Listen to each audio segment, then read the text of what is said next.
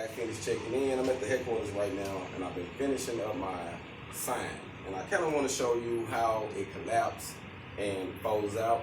So I'm gonna give you a small example of it. It's gonna collapse, like I say, this is when it's collapsed. And when you fold it out, you can see how solid it is. It's like solid. And then plus once you put your bags in there and you got your frame on there for your advertisement on the front and the back, it's gonna be perfect. It's gonna be perfect what you need. Very easy to deal with. All you do is collapse it and put it up when the time comes, and pretty much done deal. But it's not that bad. Like I said, it's the base of it is good because you want to be able to know that you got a good, firm, solid base. And you know, we're in Oklahoma City. It's a lot of wind, so this product was actually made for this area for those who are advertising and promoting their businesses. HogOn.